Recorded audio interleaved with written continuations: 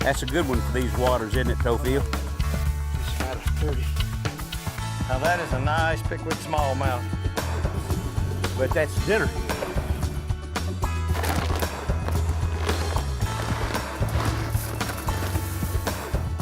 O'Neill Outside with Travis Johnson is presented each week by Works Power Share. Share batteries, save money. Hello again, everyone. I'm O'Neill Williams, and welcome to our program. Very, very special show today. It's really full. You got to stay and watch every bit of it. First of all, I'm with Wes Carlton. He's a full-time guide on Lake Lanier. You'll want to call him because he can take you to Lake Lanier and Blue Ridge and Satug and Seed and Burton and all these great lakes and catch walleye and largemouth bass and so on. We're headed up the river. That's why he's with me today, to take me way up the Chattahoochee River. And we're going to talk with Anthony Rabin. And he's going to show us all that's involved in the spawning process, the fish, the river, and even the spawning itself of the walleye, a fabulous fish. You'll make a sandwich out of him. All today on O'Neill Outside. Don't leave, this is a good one. We are on the north end of Lake Lanier, and we're fishing with a live bait today, blueback herring. We are freelining the baits this morning, as well as downlining. So Okay, so we've got down lines, got 1.5 ounces weight. Ounce and a half weight. Light line. And free lining is we're using planer boards and just flat lining, no weight. That's correct. Okay. I'll bet you're surprised we're walleye fishing in Lake Lanier, and that is answered later on in the program. What's the best tasting freshwater fish in the world? No doubt. Walleye. It is indeed. You need to make it a special occasion, like that one maybe. He's fast at But this. I'll show you real quick how we know it's a walleye. Okay, all right, let's see. All right, yeah, a walleye's a toothy guy. He has little toofies, and he's not, he doesn't fit, he doesn't bite like a largemouth, just whoop, suck it in, does he? No, sir. He grabs on it and chews on it, and Whether you're using artificial or live, they'll usually grab the back of the bait, and he'll wait and pause for a second or two, and then he'll release it and try to eat it head first. So be patient, because they are a little finicky when it comes to the bite. They're not real aggressive on biting. So up here yesterday. ooh, largemouth.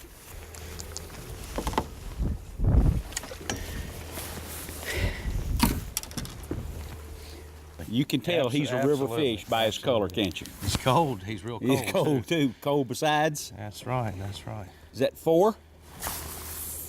4 4 and a Four quarter. and a quarter, okay, nice, good fish. Beautiful fish. Now, when you've got live bait in the boat, what are you prepared for? Anything and everything? Anything, because you never know what you're going to catch. No matter where, you would recognize that fish is coming out of the river, wouldn't you? Absolutely. Because of the color? Light color. What's your largest largemouth here at Lanier? My personal best largemouth is 9.9. What's the biggest one you ever caught with a client? Biggest one with a client was 13.8. 13.8? Caught on Lake Raven. Okay. Now, yeah, that's interesting. Let's talk about that just for a second, because we've got to go. We've got to run at river. You just don't fish Lanier. No, sir. You go where? I fish several lakes, about 5 North Georgia lakes, starting with Lake Burton, Raven, Lake Seed, Lake Lanier, and Lake Hartwell. How do you put this together, man? I don't understand it. You're just a busy critter, huh? Constantly on the go. All right, let's put put him back, or her back, I guess. And there you go. Typical guy calls you and says, Wes, now I want to go catch some fish. I want to go try for some walleye. I would like to have some largemouth. What would you do and where would you go? Probably on Lake Lanier. You would stick to this lake? That'd probably be my favorite lake to go to. Because of the mixed bag involved here? Mixed bag, striped bass, spotted bass, largemouth bass that we just caught, walleye. Well, walleye is the subject of this program, and we've had some on, oh man, a couple of good ones I broke off. But we've got to go now, all right? We've got to go. So for this morning, your best catch is a 4.5-pound largemouth, but that's okay. That's Nice okay. fish. You bet it was. O'Neill Outside with Travis Johnson. Brought to you by your Southeast Toyota dealer. Let's go places. The Whitetail Institute of North America. Research equals results. Tough Shed, premier builder of sheds and garages. Carolina Skiff. Go anywhere, do anything. And by Zach Brown's Southern Grind Knives. Only the best make the cut.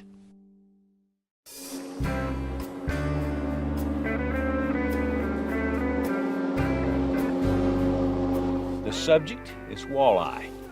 They sometimes don't go together on southern waters, but I understand now a lot of places in Georgia, they do. Tell us about it now. Yes, sir. Well, we're on Lake Lanier, and that's one of those places where walleye aren't native, but we stocked in the early 60s, and they became naturalized and reproduced naturally and maintained a low-density population for 20, almost 30 years. That was a little bit of a surprise because I used to catch walleye only on occasion. Those old days when we trout fished at the dam overnight, and you'd catch this strange looking thing. What in the world is this? That's right. And we ate them then too. Good, weren't they? You bet, absolutely. Walleye are scattered throughout the North Georgia mountain lakes, and currently we have a stocking program in 9 reservoirs. A lot on the Savannah River, Upper Savannah, from Burton, Rabun, Seed, Tugelo. We even plan to stock Hartwell a little bit this year. Oh, do you? Sure. You sneaky devils, you. We do stock West and Rocky Mountain PFA, as well as Carter's Lake, and have stocked several years in a row here in Lake Lanier. They're here at this time of year to spawn. So we hope to find some females that are in the process of laying eggs and males around those females fertilizing those eggs. So just like white bass or stripers or hybrids will try, and so many other critters, they want to find running water out of the reservoir below. Yes. And they're up here now. When is now? Well, we're in the month of March. The peak of the spawn is generally mid-March. Okay. And they are not very temperature dependent, but they are time of year dependent. So about the 3rd week is the peak, and they were looking for rocky habitat. So it's the photo period? Well, it seems to be photo period here. So it's about the 3rd week of March every year, regardless of the temperature. They're here in big numbers. What we're going to do today on this boat is put out some electrofishing probes, and we're going to look for adult male and female walleye. We're going to capture those that are ripe and near ready to spawn, transport those to the Go Fish Center in Perry, Georgia, and create the next generation at the fish hatchery. Marvelous. Electrofishing temporarily stuns the fish. It enables us to collect them, put them in a collection container, and we'll sort through them and pick out the eligible fish, and then release those unharmed back into the river. Okay.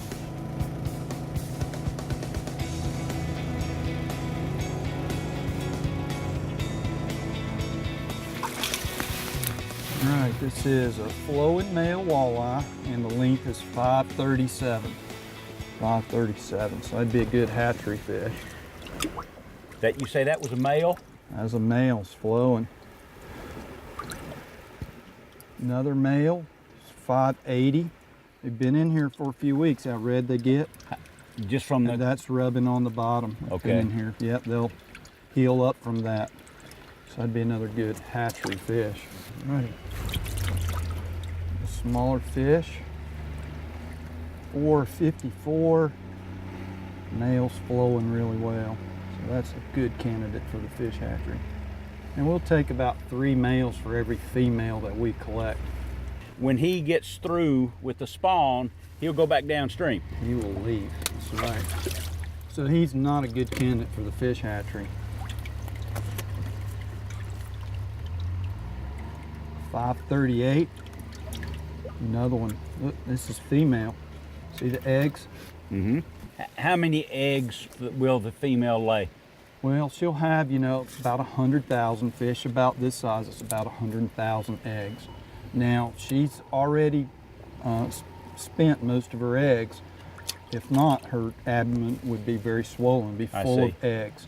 So she's pretty much done her business, and so she'll be headed back down to the lake. She'll go back down the river also. She is not a candidate for the fish hatchery either, so she'll be released and she'll finish spawning on her own in the lake, and we'll see how those fish Well, see, that's the overriding purpose of the visit here, is to collect broodstock, male and female, for the hatchery hatching program. That's correct. Okay. Last question, then we'll go down and handle some of these things, and that is this. Typical female up this river, 100,000 eggs. How many 12-inch walleye are going to live out of that? Well, it boils down to very low numbers. Right off the bat, only about half will hatch. Now those bluebacks that we saw on these spawning grounds, they're going to come in and eat these eggs about as quickly as they're laid, and so that really decreases their survivability. Is there a more easily definable example of an invasive species that unknowing people brought into this watershed that does more damage than that? Probably not more damage than the blueback. We've seen bluebacks impact a number of species like largemouth bass, walleye, yellow perch, white bass. They're very aggressive feeders. They'll eat their eggs, they'll eat their young, and they'll compete with the young for food. And so they really can impact fish in a number of different avenues. Devastating, and it probably came from the Savannah River system. Probably so, lower Savannah, and this drives our need for stock of these fish. They just can't maintain the numbers on their own to keep the fishery going. I know, because the first time we put the electrodes down, it just boiled up. That's correct. With bluebacks. That's correct. You see that all across North Georgia. Well, it looks like we've got a lot of work to do. Yes, we do. All right, let's go. Let's go. No matter what type of reel that you use, no matter how you fish, no matter what the terminal tackle is, the most important part of your equipment is your line. You need to care for your line. Two things.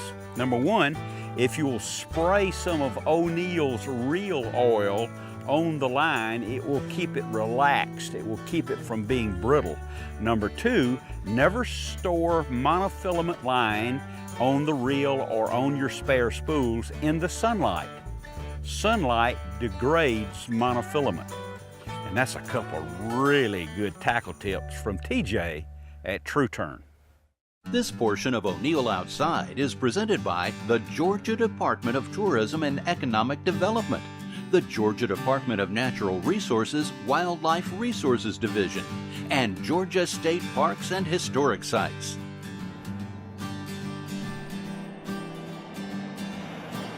We made it to Perry, Georgia at the Go Fish Center, and the walleye have arrived.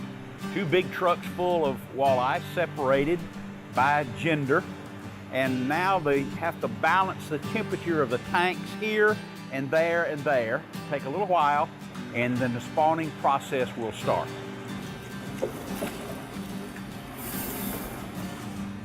If I get in the way now. Yeah, go ahead and flip that towel up on top of her, please. On top of her? Yep, just like that. Perfect. Okay. So we'll pad her dry, because the water, if it comes in contact with the eggs, will actually harden them too quick and they won't be able to be fertilized. Okay. So we're looking to strip probably 30 fish or so this year. And a good sized female will typically see about 100,000 eggs, and she is definitely gonna give us that many. And then the males will come in and they will strip them. And this is really the moment where fertilization is occurring, before the water goes in. Okay. And so we're mixing so that they have good contact all throughout the eggs.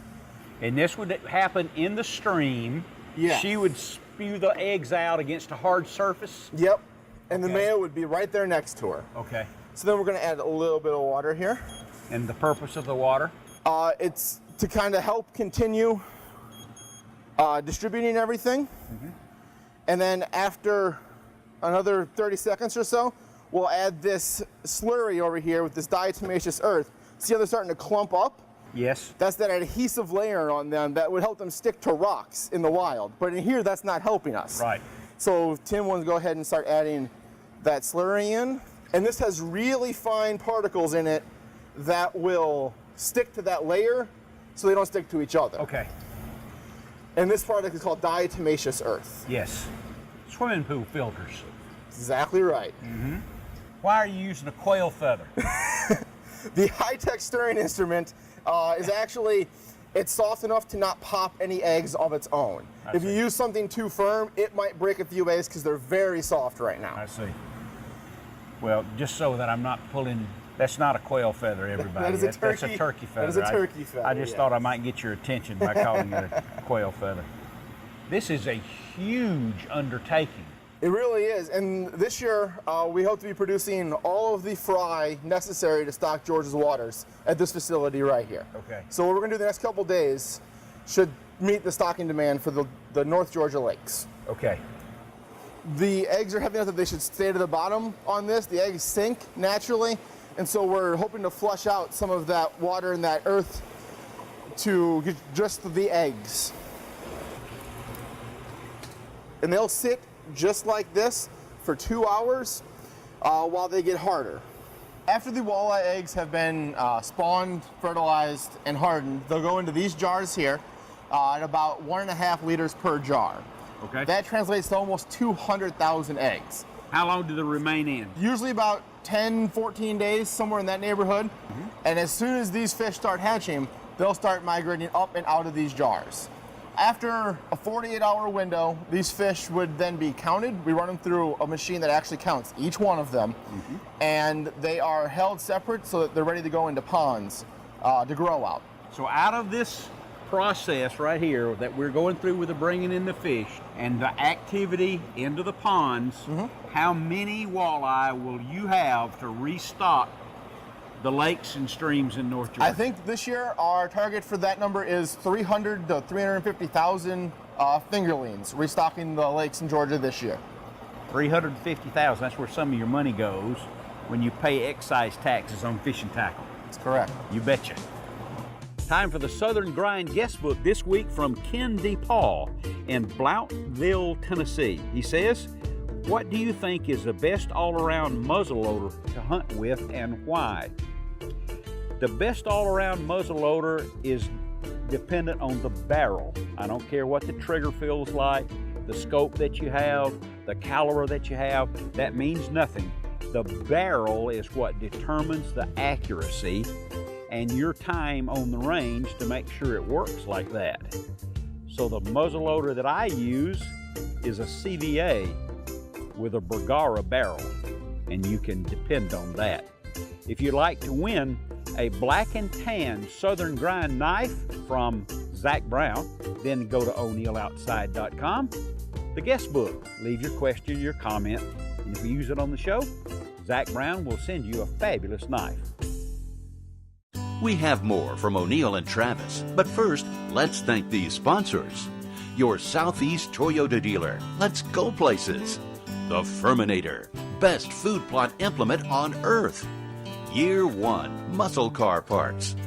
O'Neill's new Real Gun and Marine Oils, naturally the best. And by Crocodile Bay Eco Resort in Costa Rica. Now, let's join O'Neill for wild game and fish recipes on the Big Green Egg.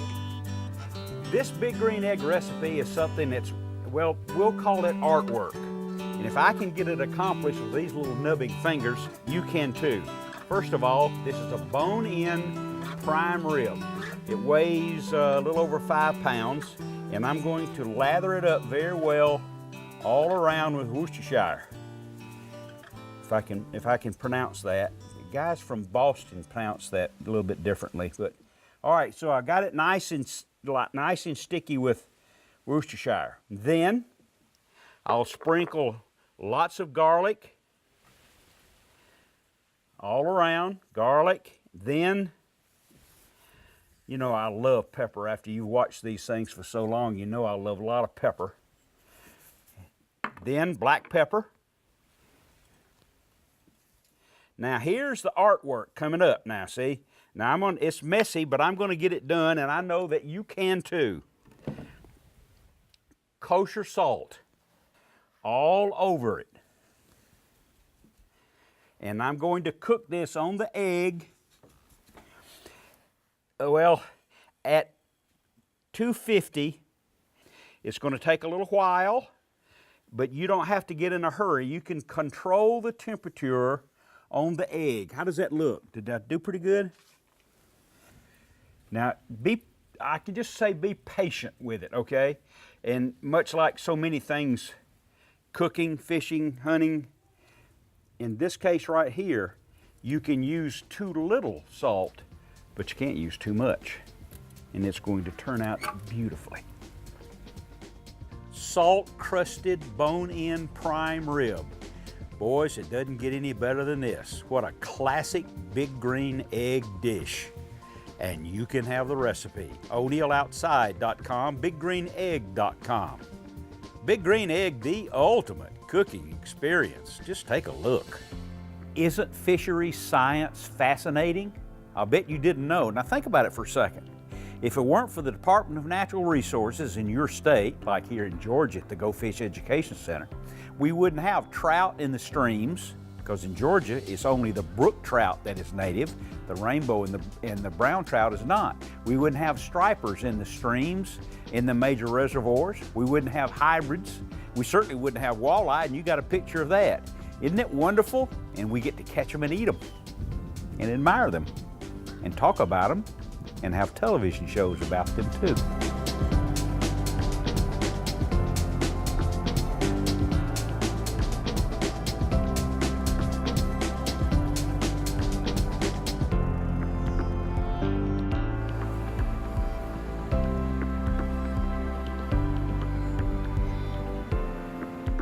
Closed captioning is provided by Fisher's Choice, the ideal solution to live bait.